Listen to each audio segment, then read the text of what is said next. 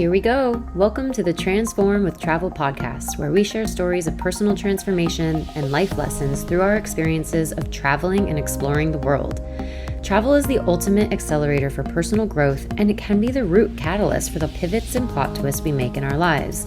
I'm your host, Kelly Tolliday, and it's my mission to inspire you to live life to its fullest, travel with an open mind and heart, and let the world show you a new perspective. I'm so grateful you're here with us today, so let's dive right in. Happy exploring.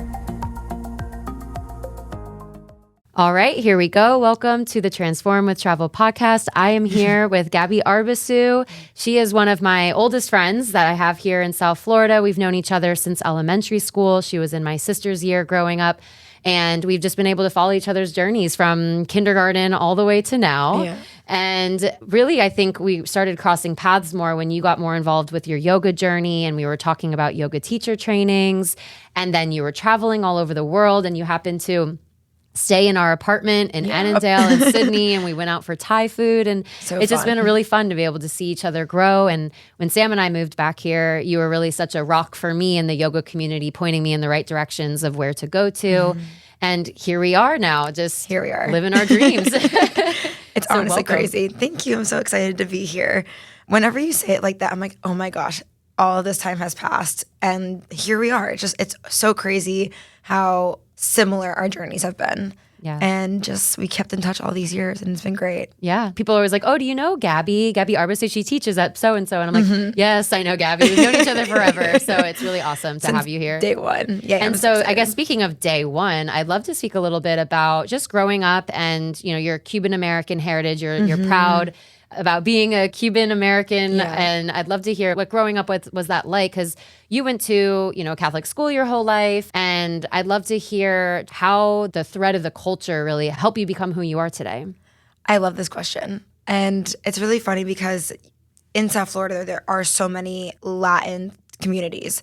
Like, there's so many Cubans, there's so many Cuban-Americans, and growing up at the school that I went to, I felt like I was one of the only Hispanic girls. Mm-hmm. So I had this loud, crazy family, and then I would have all these crazy loud experiences with them. And when I mean crazy, it's just like constant screaming, dinners at like midnight, we're drinking coffee, I'm like 6 years old. Like, it was just always wild and chaotic. And then I would go to all my friends' houses, and I'm like, everyone's so quiet. Yeah, right. Everyone's so like reserved. Yeah. It was just a completely different dynamic from like a traditional American culture to what I grew up with. And I think the way that it shaped me was that I was from the rip told to just always speak with my chest, speak my mind, no filter, never hold back, and also just like to be myself. I think that was always something really cool about my family, is that everyone's a really loud, big personality, but we want that, you know, in each other. We want everyone to be explicit and raw and real. And it was definitely a culture shock for me, because I was like, oh, we're eating dinner and no one's talking. Yeah. Or it's just like, how was school today, Jimmy? And I'm like, oh, wow, we were talking about like everything at my family dinner. So I feel like it just really opened the door for me as a kid to be loud, crazy, and myself. Yeah. And not a lot of kids get to have that experience, because it's often be seen and not heard, you know, always being quiet, you're being too loud, you're being too much of you. Right. And so, I mean, at least from what I can see and witness in our friendship, is that you are so unapologetically yourself, and you're so authentic, and you're so open and vulnerable. Yeah. And you don't see that a lot in a lot of people anymore. People are afraid to show their true selves, especially online. So I think it's really great that you're able to do that with such open-heartedness. And I feel like, given the travels that I've been exploring in the past couple of years to Latin countries, it has given me such a deeper perspective on Latin culture. And even though I'm not going to Cuba directly, to be able to go to Spain, where my ancestors are from, to be able to like live in Nicaragua for a couple months, like, it definitely has brought me culturally closer to my family, to my initial first language, to the food. Like, it all just feels very at home and at peace for me. So I feel grateful that my parents were very gung-ho about teaching me Spanish, cooking authentic food. It just really set the tone for like the rest of my life, I feel like. Yeah, and you're able to bring that into your relationship. You're able to bring that into your future family, like continuing that lineage of where you're from. So that's so cool. Bilingual babies. Yeah, I mean, that's a dream, right? Right. So growing up, you went to school and then you fell into yoga somehow. So I know we didn't really do a little bit of an intro, but Gabby is a registered yoga teacher. She does retreats all over the world. You have your hand in so many different things, but really your like base training is around yoga. Can you talk about your journey into getting involved with yoga and what led you to wanting to do a teacher training and creating a career out of it? Absolutely. How raw are we getting on this? As much as you want. Okay, here we go. Well, I was playing soccer my entire life, and I was on a travel team, and around 16 years old, I had a very traumatic sexual assault happen to me, and it actually involved like soccer in a really weird way, and it stopped my soccer career. And at that time, I was so active, and being in movement in my body and also in a community, like on a team, was so important to me.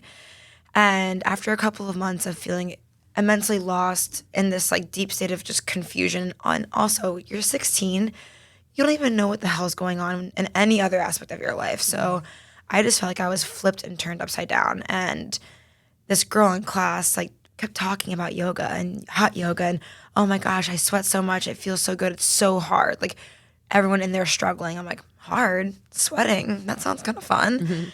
And I went to a local studio down the street, begged my mom to drop me off, didn't have a car yet, and she was like, oh, fine. And I went into the class, and I don't even think I did anything in that class. I just watched the teacher the entire time. She was cueing us in a handstand for like 2 minutes, and I was like, this lady's incredible. And I was just watching everyone's bodies moving and sweating and the moaning and the breath work, and I was just like, wow, I felt alive. And I went twice a day, every day for 2 years after that, pretty much. Like I was full on just like addicted. And I kind of lost my way through college, as we do a little bit. As we do. It's like part of the process, isn't it? Yeah. I'm like glad that I lost it a little bit, because then I got way back into it like tenfold. And it was a studio in Tallahassee when I went to college, and the teacher was like, you're here all the time and you love it so much. You go to every workshop. Like, you'd be a great teacher. At that time, I was lost in college. I was like about to drop out because I was like, I don't even know what the hell I want to do with my life. But I knew I loved one thing, and it was that. And so when she said that, I was like, oh, can I make that my career? Like, do people do that? And she's like, well, I do. I'm like, are you happy? She's like, yeah. I'm like, okay. Called my dad. I was like, I'm going to be a yoga teacher. He was like, oh God, Gabby, really? Here she goes. Here she goes again. And I'm like, yes, I'm dropping out. I'm not finishing the semester. I'm coming home.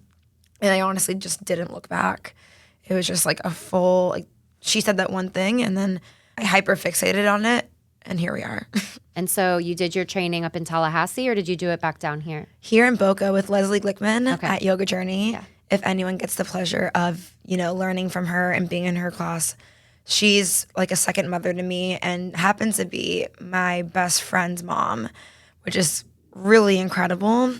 And I asked Molly, my best friend, I was like, hey, does she do training still? And she's like, oh my gosh, yes. And she connected us because it's been a couple of years, and I signed up for the next one available.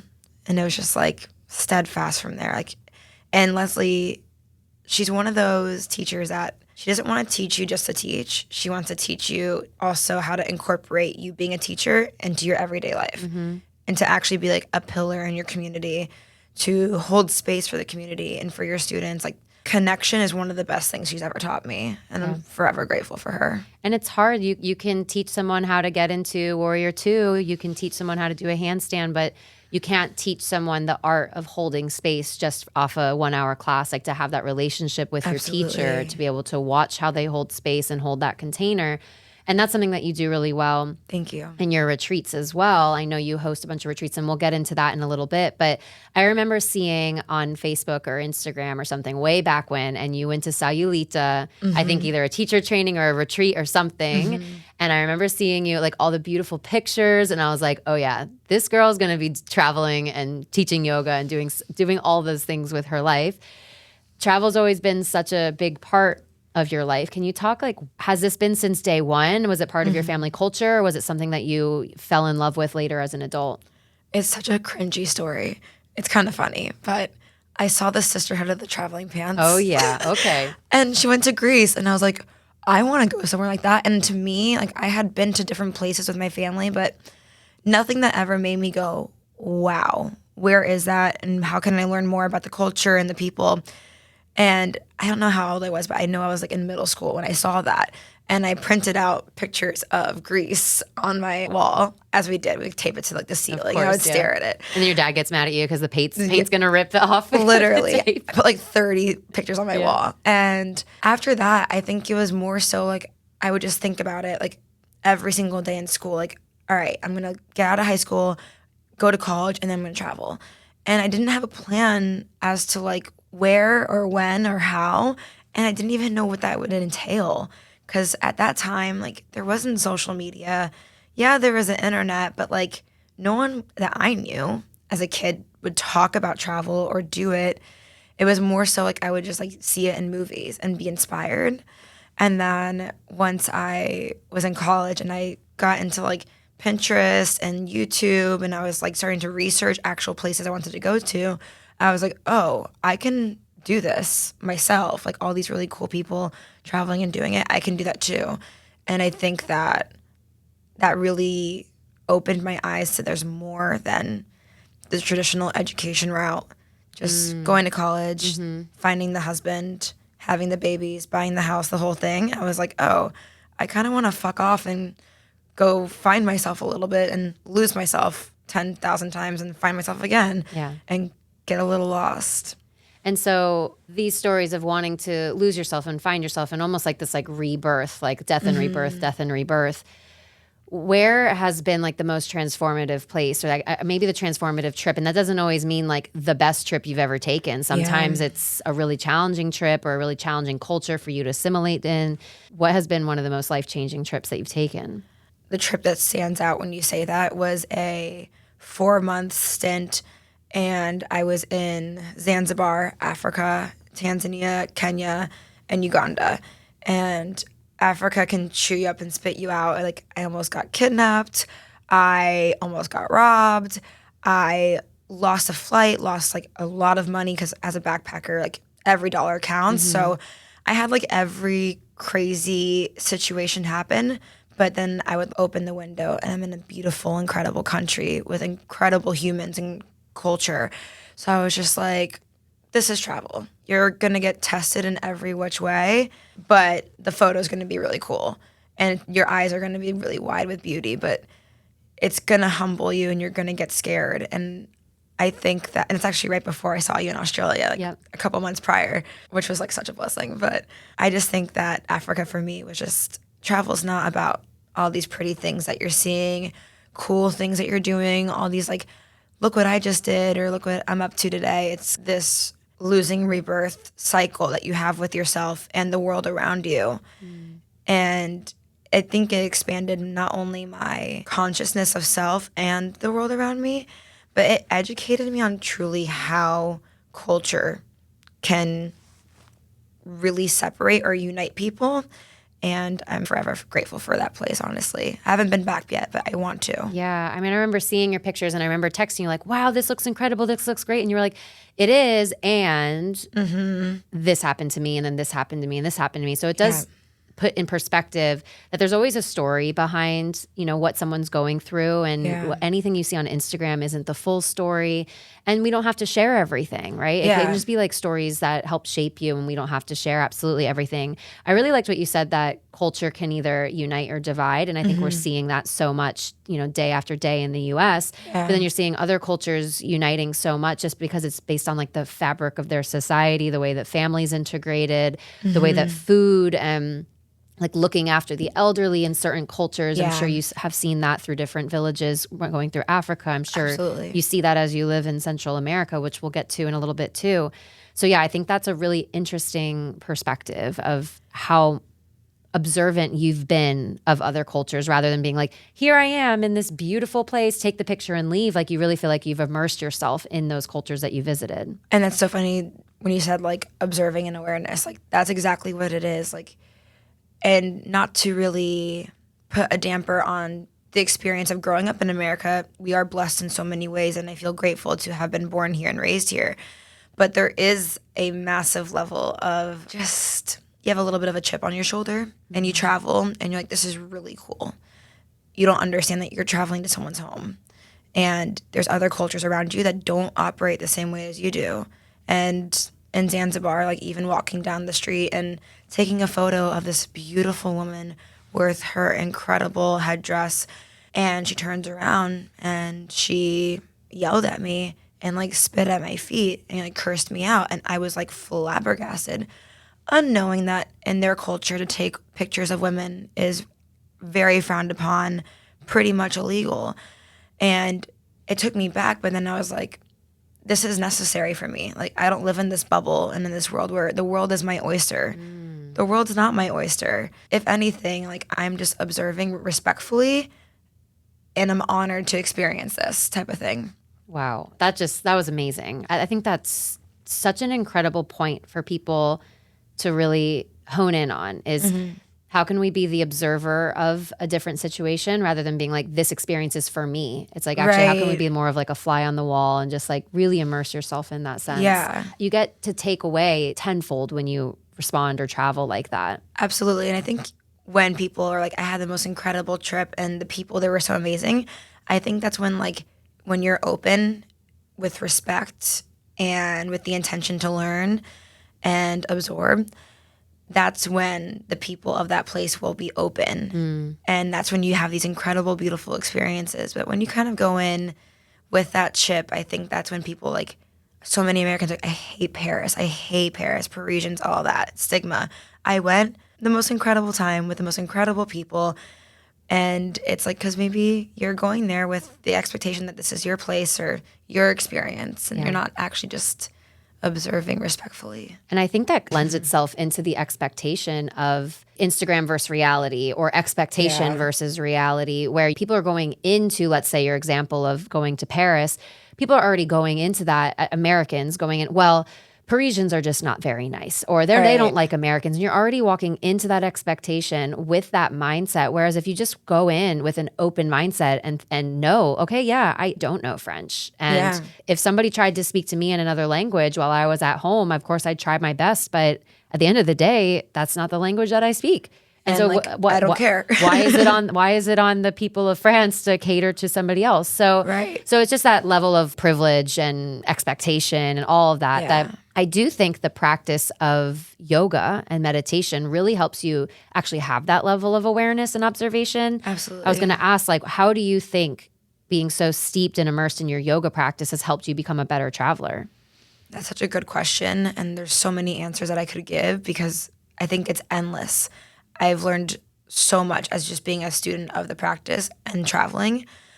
I would say it's everyone's going through their own experience, even in a yoga class. Like what that pose was going to bring for me and make me feel will be entirely different in somebody else. And I think travel is just very similar. Like I could have the most incredible travel experience for someone else. They kind of got knocked down, or it wasn't this awe-inspiring situation. And having compassion and patience for people in times of hardship, let's breathe. In times where you're ungrounded and you get a little rattled and your inner world is shaken up, sit with yourself. Just think, just feel, calm yourself down. And also, I think in the positive way that it's shaped me is that there's usually a yoga studio somewhere where you're traveling to. You get to share that practice with everyone in the world. Doesn't matter where you are, who you are. You can walk into a studio, take a class, and make a friend, which I think is one of the coolest things about yoga. This episode is brought to you by Child & Company. Child & Company is South Florida's first family-friendly office space featuring private offices, a professional content creation studio, and childcare for hybrid work and work-from-home parents located in Boca Raton. Child & Company is founded on the belief that you shouldn't have to choose between raising a family and being career-driven. Their core mission is to create an environment where family and work can exist in harmony. The best part to me as a mom is that you can pop in and breastfeed your baby, or have lunch with your toddler if you like, and then pop back into your office for your Zoom meeting, which I think is so key, especially for newborn moms going back to work. It's the perfect transition from emerging out of the newborn bubble and getting back to the business you love. Child & Company provides you the flexibility to work in a beautifully designed, ergonomic private office with insanely good Wi-Fi connection and soundproofing while just being steps away from your child. They have monthly themes that they base their lessons on, like exploring the animals of the Amazon, which I obviously love when children get opportunities to learn more about the world and build a sense of curiosity. Child & Company offers weekly and monthly classes and events like Zumbini, music class for babies, mindful cooking for toddlers, big kid yoga, and mindful mama community events, and so much more.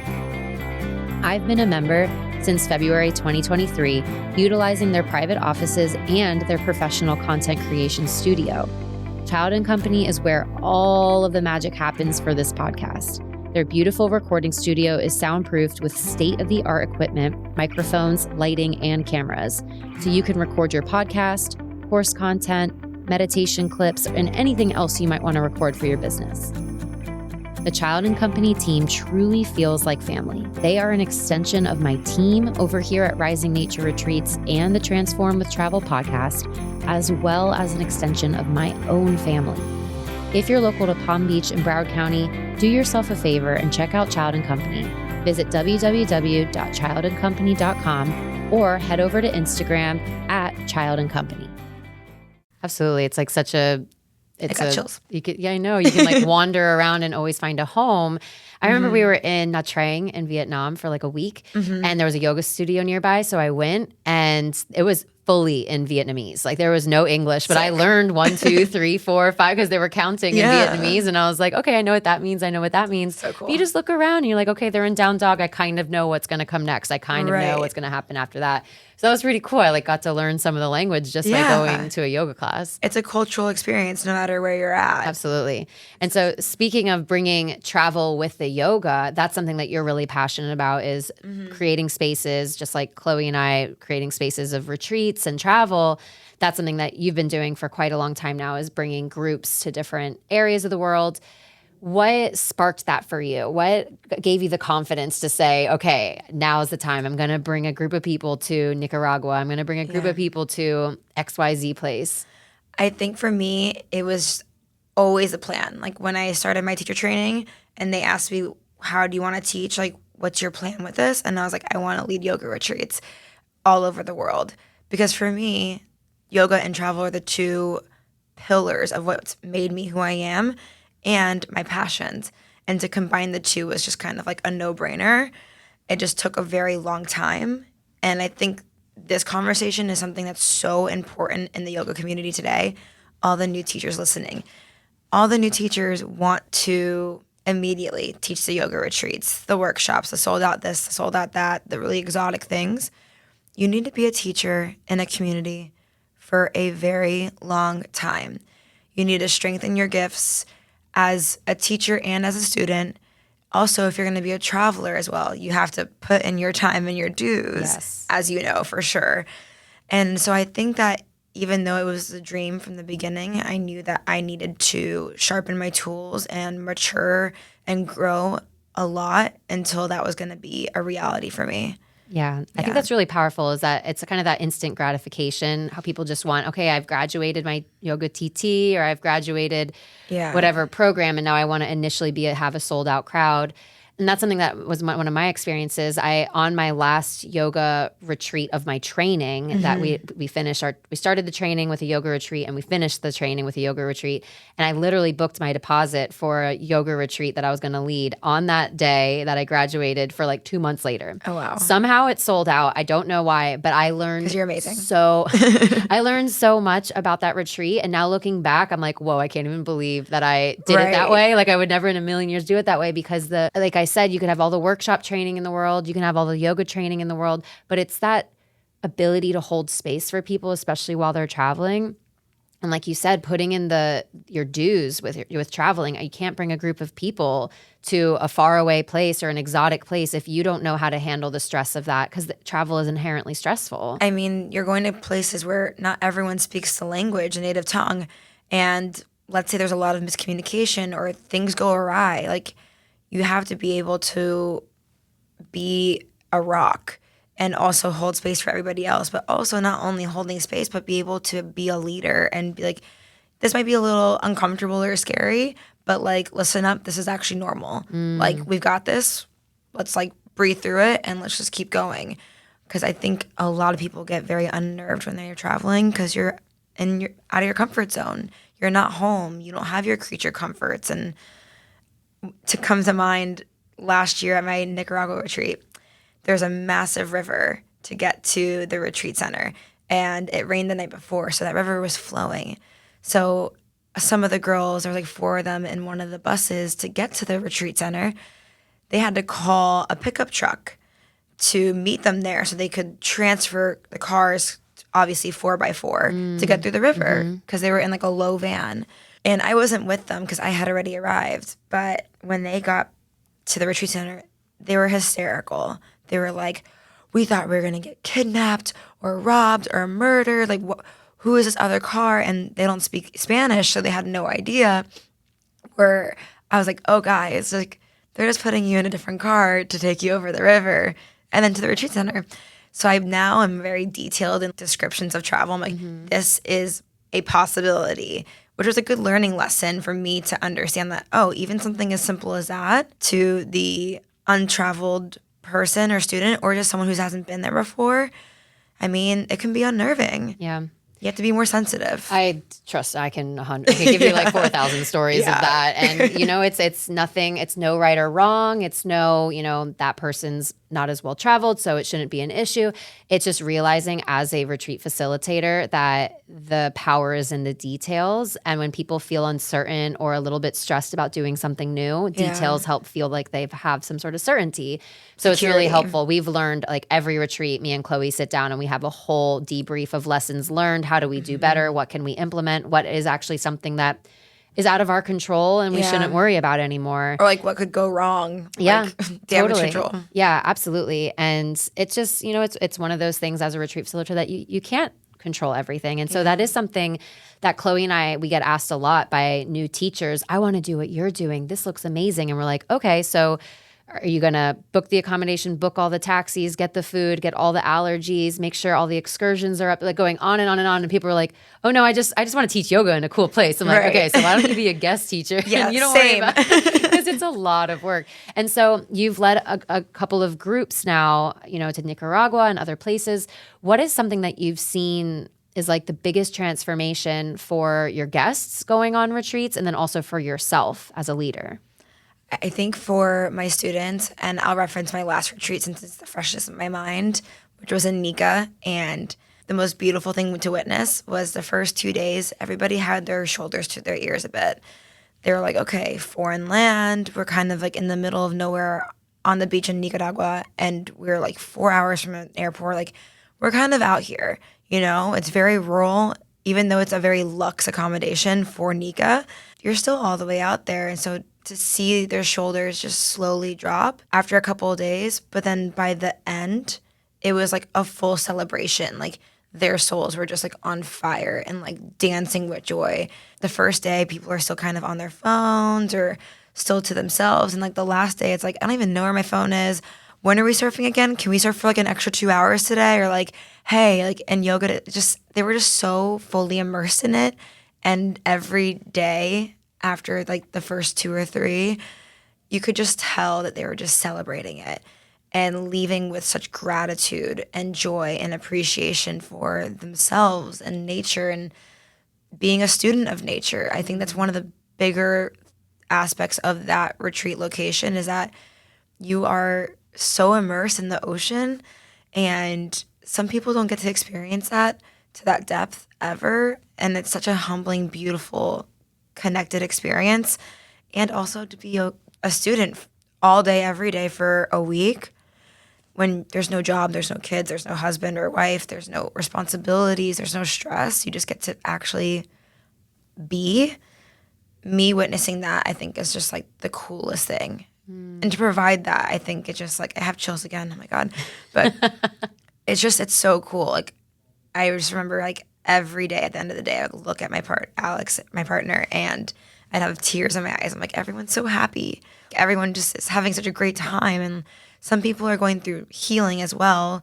But to even see them go through that is just what an honor to hold that space and to see people just really change their lives, honestly. To be able to have a hand in someone's own self-empowerment is a really beautiful feeling to have. And what keeps, I'm sure, at least for me, is it keeps me coming back. Even through all the highs and all the lows of retreat facilitation, which is a lot, it keeps you coming back, is because even if it's just one person saying this is the best day of my life, or I finally let go of XYZ, or I was really afraid to do this and then I did it, to watch someone go through that is so powerful. And I think that as a human being in life, and when we have those own experiences and how cool that feels for us, and to be able to see so many people that you're now caring about, because a lot of them are new people that you don't know, but strangers and friends turn to family, seeing all of them share those experiences that pushed you to create this is just really special. I think that's what my takeaway is. Nothing makes me feel more fulfilled than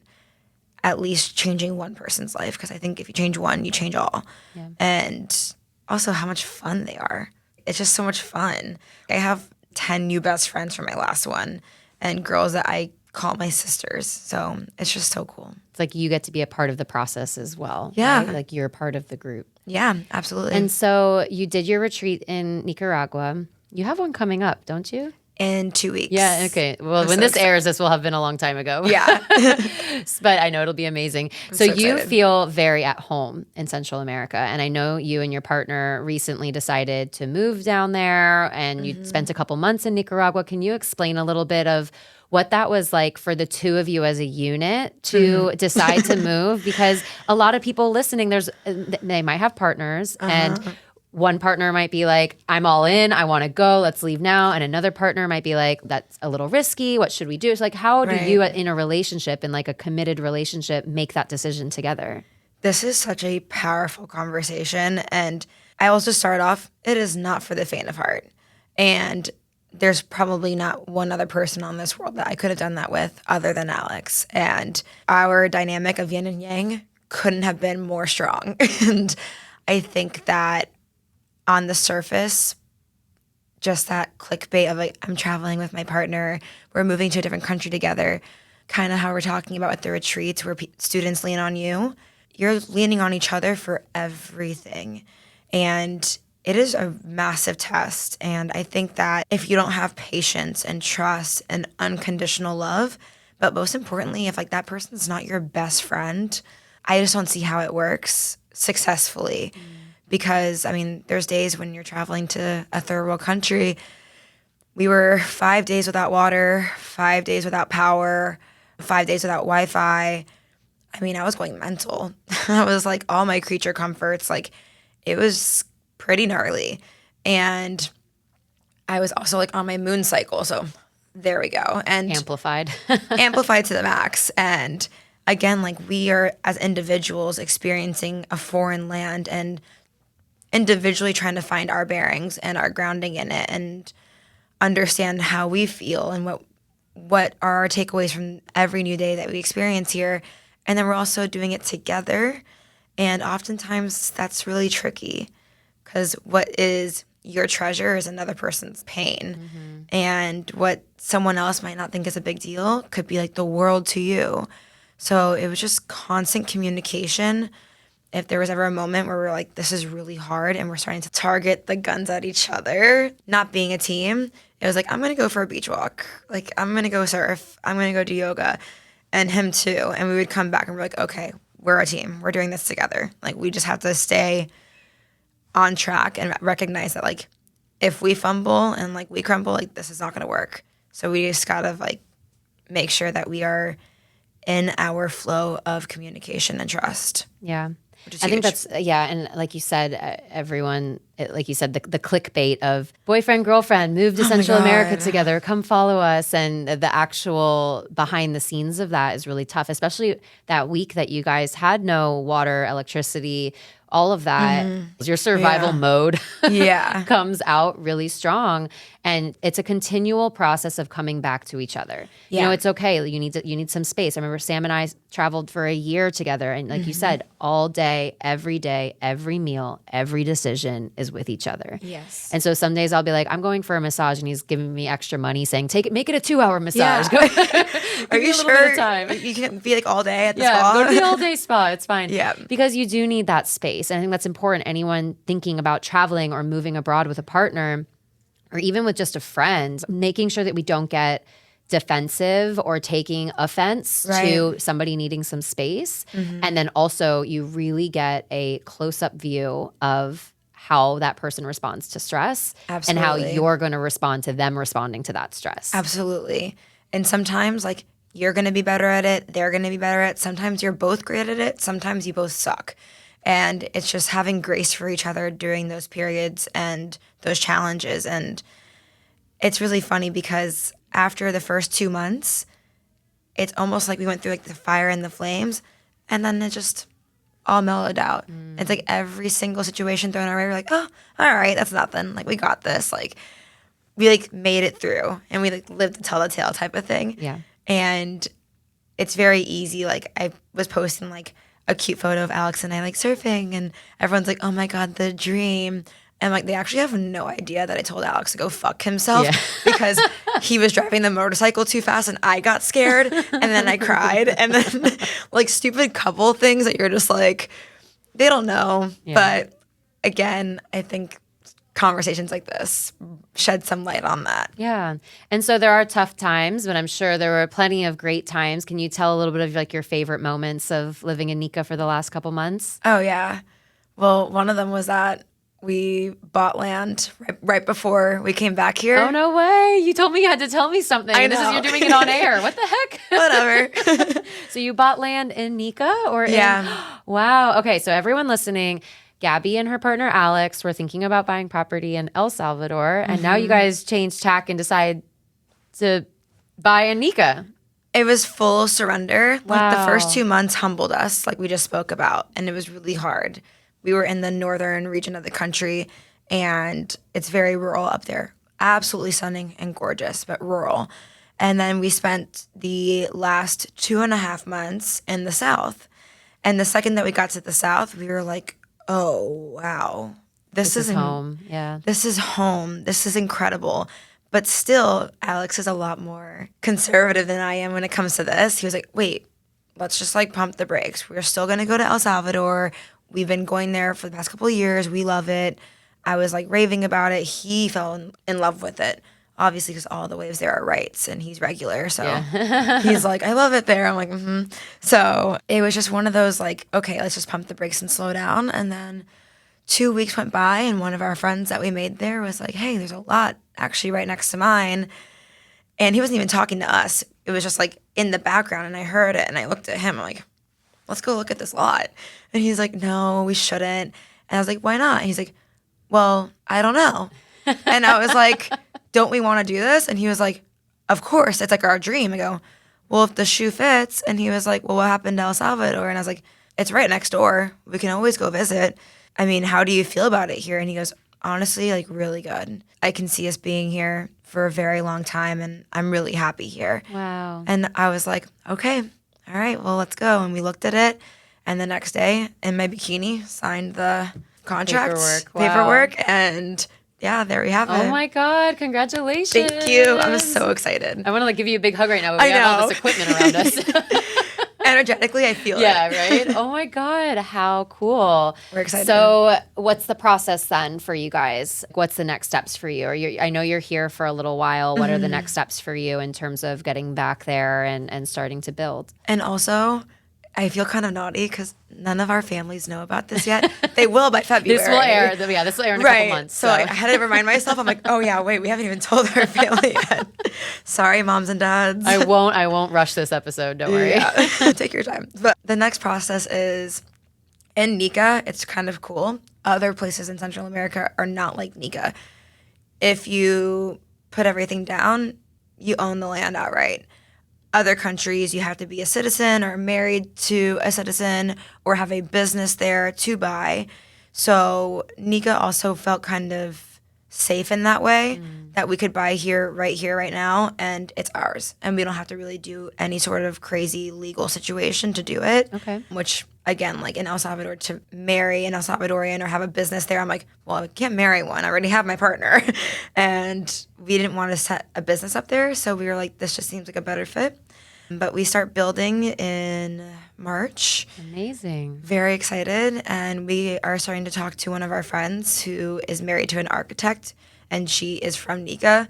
So that's perfect. It just kind of worked out. It's like clicking. Everything's aligning. There was no resistance. Yeah. It was just like full swing. And I think the coolest thing about it was him and I have very different backgrounds to travel. He didn't really travel much at all growing up.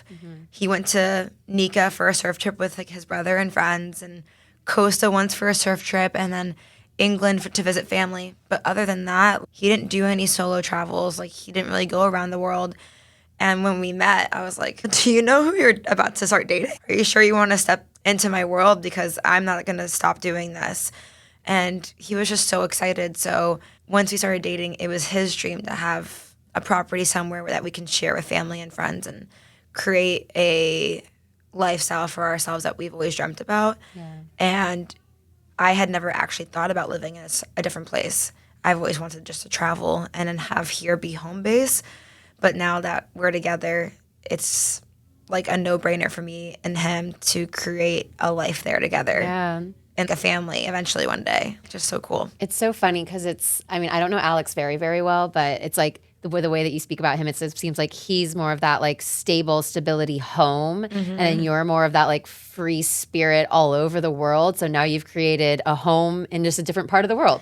Yeah. So it's like you have that stability, but just in another country. So he's the tree, I'm the wind. Yeah, there you go. Yeah, that's amazing for you guys. I mean, I'm so glad that you. worked out in that capacity, and thank you for sharing that. I mean, literally on air. So I didn't cool. mean to, but you know, I mean, it just came out. There you just go. Just word vomit. So all those next steps, that sounds amazing. You're going to be in a very, new stage in your relationship, new stage in your life, settling down in Nica. G'day, mates from the land down under. Just kidding. I'm right here in South Florida, enjoying a true blue Aussie coffee, pastry, and meat pie at my absolute favorite cafe here in South Florida, Bite and Coffee. That's BYTE and Coffee, located in Lighthouse Point. Bite and Coffee is owned and managed by the absolute best couple from down under, Dan and Kat, who moved to South Florida from Melbourne, Australia, with the dream of bringing the incredible Aussie cafe culture to the States. As someone who's lived in Australia for 5 years, I surely do miss my Aussie flat white coffee, brekkie buns, and sausage rolls. But what I miss more is the sense of community when you step inside your favorite cafe. You know that feeling when you walk in and they already know your order and it's ready to go? Yeah, that kind of feeling. Bite and Coffee brings the good vibes, delicious food and coffee, and the true sense of family. I can bring my little girls for breakfast and know that they are welcomed. If you're living in South Florida or just visiting and passing by, I highly recommend heading over to Bite and Coffee and grabbing a coffee with your breakfast or lunch, or even checking out their incredible wine and beer selection with a delicious charcuterie board at night. It's the perfect spot for a catch-up with a friend or a business meeting. As a special gift to listeners, when you order at Bite, be sure to mention Transform with Travel for 10% off your order. So go ahead and check it out. Bite and Coffee, located in Lighthouse Point. What's next for Gabby in terms of how can people connect with you if they want to come on your retreats? What's next in your evolution of your, at least in the yoga retreat business? For the yoga retreat business, it's definitely, I think in the beginning, you try and be conservative about how many you announce and create. Mm-hmm. You don't want it to be oversaturated. You want it to be mindful. And now that I feel a lot more grounded as a retreat leader, and I love Central America so much, and I haven't dipped my toe in the South yet, but I plan to very soon. But I think the next step is to have a consistent itinerary. Like every year, there's 4 lined up, and they're all going to be somewhat of a similar vibe. You're going to be in a different country, you're going to be doing yoga, and we're going to be in nature in some capacity. Surfing, hiking, climbing, what have you. There's always going to be a connection to nature. And for right now, I feel very confident and grounded to continue to host in Central. It's so affordable. And I think that's something that I feel very passionate about with yoga retreats. Nothing bothers me more than to see these retreats that are very glamorous, which is like, it's great, it's a different market, but only a 1% can afford to experience that. Right. Whereas we, as a modern culture, have profited off the exploitation of yoga, when what should be honestly like a free knowledge and self-study practice, we are capitalizing off completely. So I think there's a level of mindfulness that like, okay, I'm going to choose places that are not only incredible, but I want everyone to be able to come. Doesn't matter if you're 21 out of college and working as a server, or you are in your 50s and you and your partner are successful and you just want to experience this. Like, I want it to be accessible. So in terms of retreats, I think Central America is here to stay.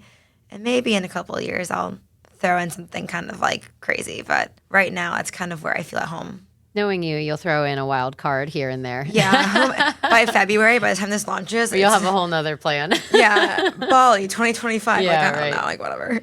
So another part of your business that we said that we'll talk a little bit about is your creative outlet of being on OnlyFans. Yeah. And so for those listening who don't know what OnlyFans is, can you explain from your perspective and the way in which you use it? Can you explain that? Because a lot of times people say, oh, you know, that person can travel because of daddy's money, or that person can travel because of a rich partner, or that person can travel because of all the excuses that we say why people can travel and why we can't. Yeah. And you fund a lot of your travels and a lot of your life through the profit that you make through your OnlyFans account. So from your perspective, what is OnlyFans and how do you use it in that capacity? Well, for those listening that don't know what it is at all, I assume that everyone does, but a subscription-based platform that you can use for any sort of business. What happened during the pandemic is models and girls and creators and, well, men and women, but creators on Instagram were like, how can I profit from home creating content online? Because they were no longer doing shoots and gigs and whatnot. And it took off. And that meant every industry hopped on the bandwagon. So the pornographic industry was like, oh, absolutely. And for a lot of people in the porn industry, they were like, I don't want to be someone be my boss. I want to be my own boss. I want to have the rights to my own content and create my own content in the way that I feel and post it as I want to and profit as much as I can without having to, take a cut and be told what to do. And so that's where the stigma came, because obviously the porn industry very easily makes waves and ripples in the media. So I had always spoken out against it with friends or whatever. I was just like, that's not for me. I don't get it.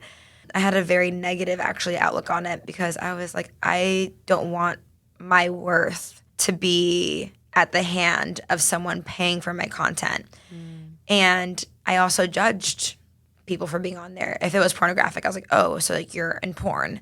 And I was very negative and very judgmental. And then a little bit of a self-awareness moment. I was like, wait, I like post myself naked online all the time for free. If anything, they're smarter. At least they're making hundreds of thousands of dollars, millions of dollars. Maybe they're onto something.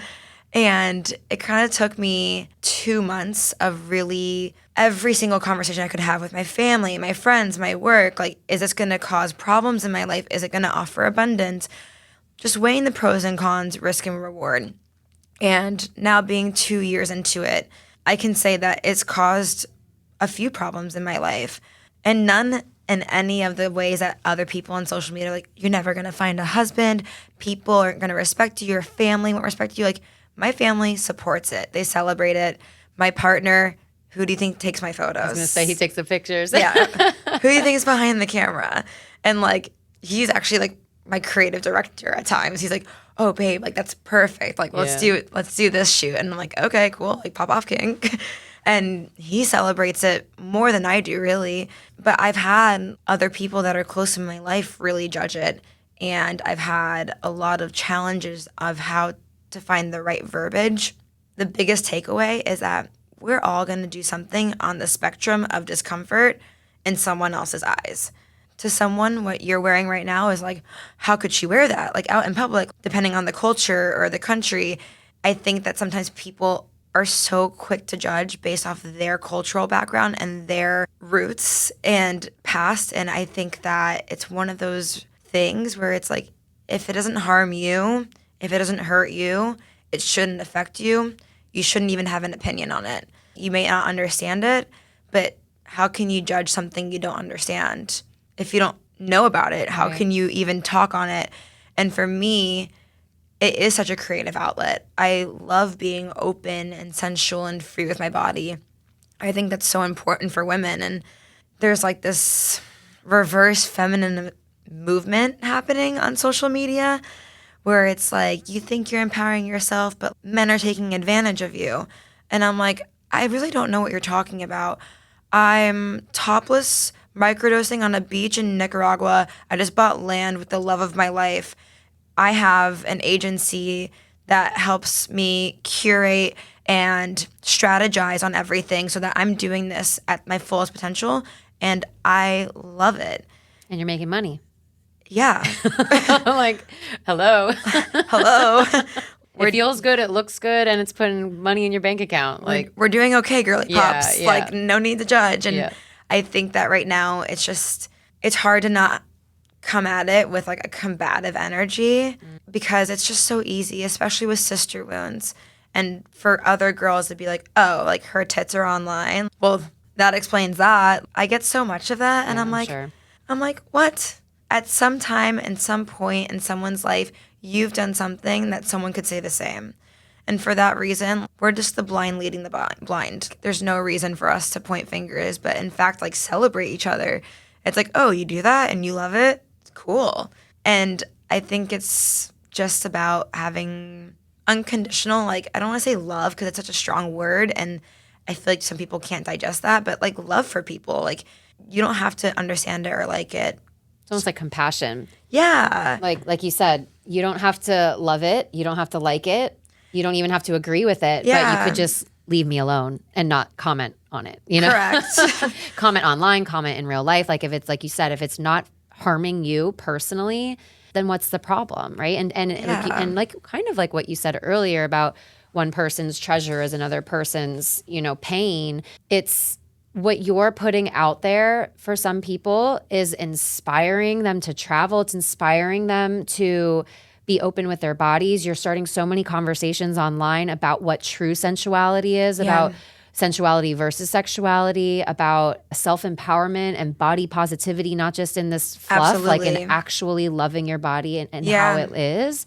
And so I think there's a lot of positives in having these open conversations about, for sure, not just from the monetary side of things of what OnlyFans can do, but also the power that it gives to creators to be able to show what they want to show. And I think for so many too, we are so reliant on certain business structures to make money. And this really allows people to live abundantly and at the hand of their own time and creation. And I think there's so much power in that.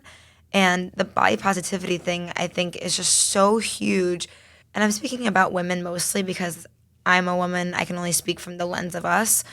But we're so critical on ourselves. We're so hard on ourselves. I have so many situations where I'm talking to women and I mean, the things that they're saying and the way they feel, even like being around girls in like a locker room, like they don't want anyone to look at them. And I'm like, if anything, we're going to look at each other and be like, you're beautiful. You're a fucking smoke show. I love the way that your hip dips like this when you are like laughing and your body language. Like, it's just a celebration of women. We're art. And it's so funny because I always think about this quote in Seinfeld where Elaine and Jerry are talking. And she was criticizing him for walking around naked in front of his partner. And he's like, what's wrong with that? Women do it. And she's like, well, women are art. Like, look at us, we're beautiful. Men are like Jeeps. Like, you're just tactical. Like, you're just there for, like, use. And I was like, I mean, yeah. But, like, it's such an empowering business because, and I don't want to say that how anyone else uses it is not empowering, but at least for me, it's not like I'm involving anyone else in this. Like, it's me and my partner. It's my body. That's it. So I think that sometimes people get the ick, as the kids say, about like, oh, like that seems raunchy or distasteful, where it's like, for me, my own boundary with it is it's just me on there. And I have no problem with myself. So yeah. Well, and you've done your due diligence of making sure that the people closest to you are okay, right? Yeah. The people who you care about, at least their opinion. So your partner and your family. Yeah. And anyone beyond that, even friends, other family, whatever, like you've made sure that the closest people in your closest circle, are you okay with this? Okay, cool. Yeah. The thing that I always get is like, how does your dad feel? And I'm like, Ricky Ricardo's doing great. Like, he does not care. And of course, at first, they were like, what are you talking about? But they follow me on Instagram. I have one photo that I posted way before I had an OnlyFans, and there's a squiggly line over my nipple. You can still see my nipple. And it's on there for free. And so my dad was like, oh, and you're getting paid to do it? Oh, yeah, whatever. And as a yoga teacher before the retreat business, which is lucrative, I was teaching full time. And I did great for myself as a full-time teacher, but you still are pretty hungry. Like, you have to work really hard. And I think that you're taxing your body. Oh, yeah. Like you were physically, emotionally exhausted. Drained. Yeah. Empty. You run on empty. So I think for me, I was like, I'm still going to do what I love. And yoga is my career. This is like my side hustle that just happens to be very lucrative. And he was like, I love that for you. And I'm happy that you have the balls to do it. My mom cried a little bit because she was just like, Cuban moms are so weird. She's like, you were in my body. I'm like, that is how this whole thing works. This is how it works. That's how it works. Like, I used to be in your body. She's like, and now your body's online. And I was like, yeah, don't have a kid if you don't want it to like have its own life type of thing. I say that so insensitively because I don't have children. Yeah, I'm so excited for you to have a kid. Yeah. You're like looking at me, you're like, yeah, that changes. No, but it is true. Like, it's part of the process of being a parent, and of course my girls are only 3 and 1, so I'll eat my words when they're 15. But part of the process of what I talk to with people with older kids is it's a continual process of letting them fly. It's a continual process of like knowing that they're safe to land at home, but you got to let them fly, and you don't know which direction they're going to go. That's the scariest part of being a parent.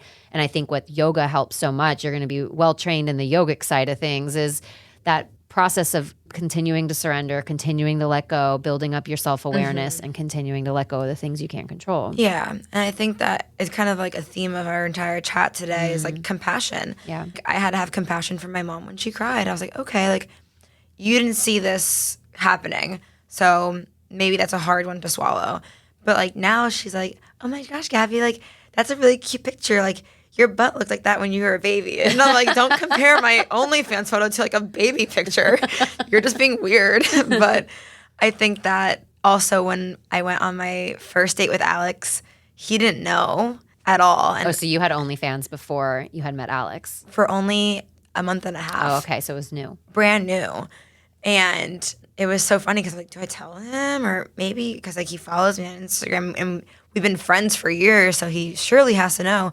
And a month went by and he goes, hey, I just realized we haven't talked about it. Do you have an OnlyFans? I go, yeah. And he was like, obviously very taboo for partners, like, because there's a stigma of like, is she like cheating or what is this? Like, whatever. And off the rip, I was like, you have my full login. You have full access to it. If anything, do you want to take the content? Like, that'd be great. And he was like, yeah. And honestly, he was like, this is really hot. And I was like, okay, cool. And it just worked. Yeah. Yeah. Super easy. I mean, it's just the right people in the right place. Yeah. And the right time for everyone. Different strokes for different folks. I mean, and I think that's it. That's the whole like concept of this conversation really is like having compassion for all, but then also like if you really can't agree with something and it's not harming you, move along. Like it's, Keep you know, it is what moving. it is. And this has enabled you to be able to travel the world, to do so many amazing things, surf all around the world, buy a property in Nicaragua. Like, that's incredible. There's so many people out there that ask me, how can I make money? How can I get creative about making money? How can I fund my travels? And it's like, think outside the box. Yeah. Like, see what you already love to do. You already loved creating content, loved sharing your body as art. So why not monetize that?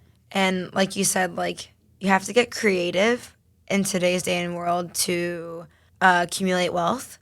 And if you're doing something out of the box, that means that everyone's going to judge it because it's out of the box. And you're going to have a lot of resistance for taking a chance and going against the grain a little bit or doing something a little taboo. But at the end of the day, you're still doing it for yourself and not for them. Totally. So it is kind of cool to see in this day and age that, like, so many people create wealth in such odd ways, like, unimaginable 20 years ago, honestly. Yeah, it's absolutely. just so cool. Well, thank you so much. This has been so fun. I mean, so if anyone knows me and Gabby, you know that we would literally just keep talking for another 4 hours. Yeah, I was like, we could do this. What's our, like, time limit? I know, right? So I always end these episodes with 4 questions that I haven't shared ahead of time. So we'll just see what comes up. Ooh, all right. okay. So if you could only go back to one country or place, where would it be and why? Nicaragua, obviously, I think now, which, again, I was only there for 3 months, but it captured my heart. It feels like home, and it feels like a place that I am just so excited to share with everyone that I know and love. And the memories and connections and just experiences that we've already had and are going to have, I just know it's like the reason why we're there. Like, the reason why I'm here is to be there. And I'm so excited. I love that. So, it's amazing. Sam and I are looking at properties in Costa Rica. So we'll own something in Costa, you own something in Nica, and then we'll just like house swap. That's literally perfect. Party along the coast together. So I mean, I'm full swing for that because we'll keep you posted. It's a movement. Yeah, right? Yeah. Everyone go quit your jobs I know, and right? move to... I know our friends were like, oh, we'll go in on that house with you. I'm like, no, I want you to go buy a house in North Carolina or go buy a house in Europe, and then we'll all just have our own houses.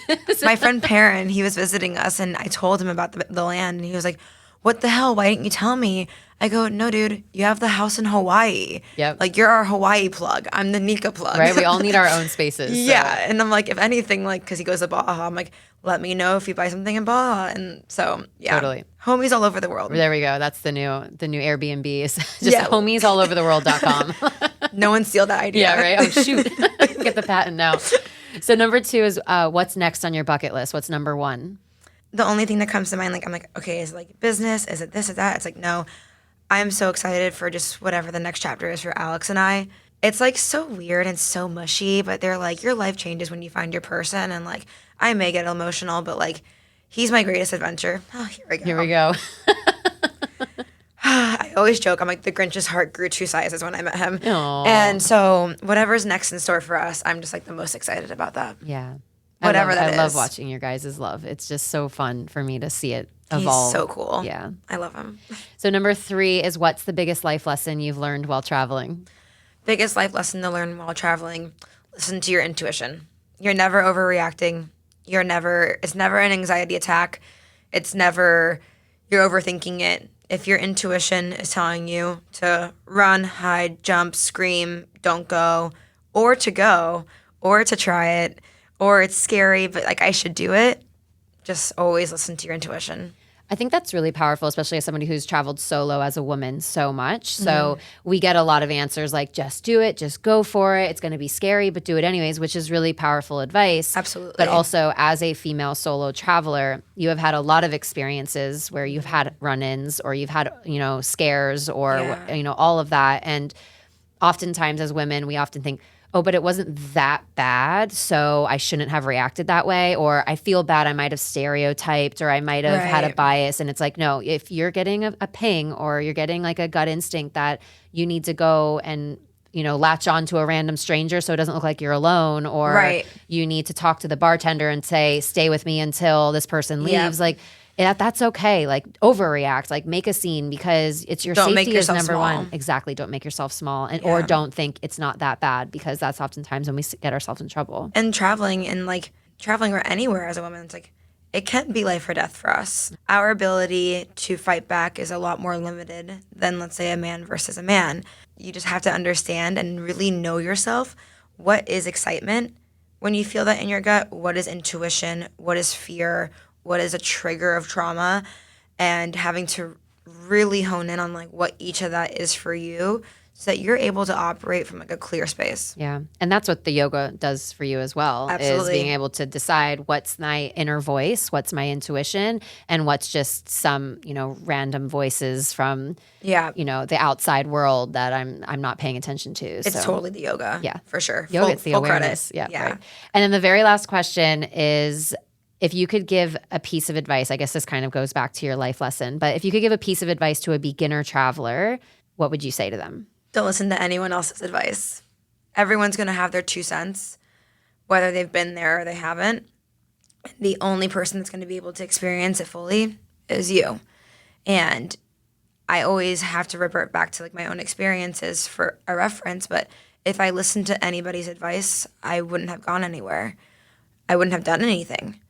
And even the people that tell me, oh, go, but go now because you're not going to want to go later. Like even like the somewhat positive advice, like grain of salt in one ear, out the other.